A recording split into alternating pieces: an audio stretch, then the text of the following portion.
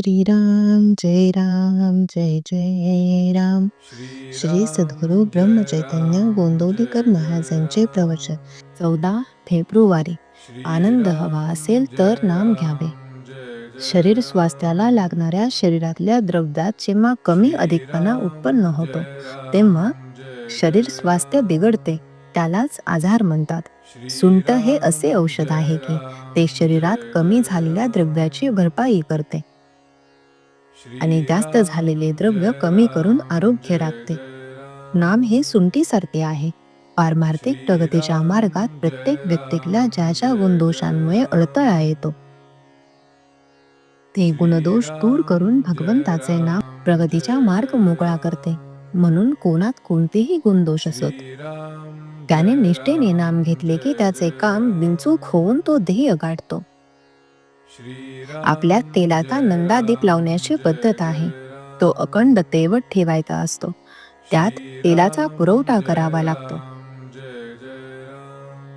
तसे ज्याला आनंदरूपी नंदादीप हवा असेल त्याने सतत नामरूपी तेलाचा पुरवठा करीत राहिले पाहिजे. थोडक्यात म्हणजे ज्याला आनंद हवा असेल त्याने सतत नाम घेतले पाहिजे. आनंदाचा उगमच नामात आहे. केव्हाही आणि कुठेही पाहिले तरी बर्फामध्ये गारपणा हा असायचाच, त्याचप्रमाणे परमात्म्याजवळ नेहमी आनंद हा असायचाच असे समजावे.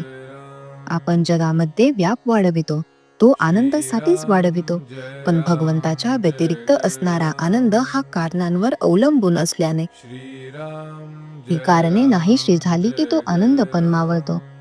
म्हणून हा आनंद अशाश्वत होय. खावे प्यावे आणि मजा करावी हे तत्वज्ञान मला थोडेसे पडते, पण त्यामध्ये मोठा दोष असा की ते देहबुद्धीवर आधारलेले असल्याने कायमचे म्हणजे टिकणारे नाही. कारण आजची चांगली परिस्थिती उद्या बिघडली की याची मजा गेली. उलट येईल त्या परिस्थितीमध्ये आपण आनंद निर्माण करावा. रोज अगदी 5 मिनिटे का होईना भगवंताशी अनन्य व्हायला शिका. अशा त्या 5 मिनिटांचा आनंद 100 वर्षे नुसते जगून मिळणार नाही.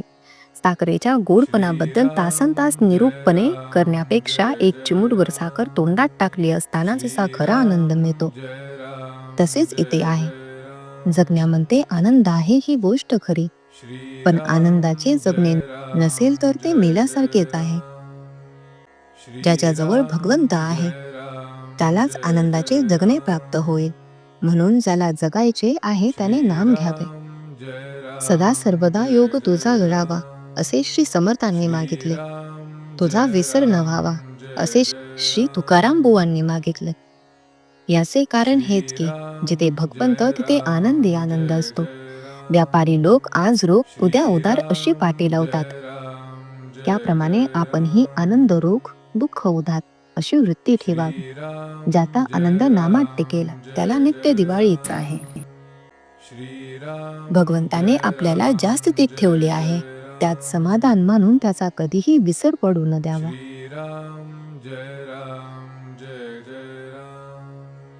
श्रीराम जय राम जय जय राम. श्रीराम जय राम जय जय राम. श्रीराम जय राम जय जय राम. श्रीराम जय राम जय जय राम.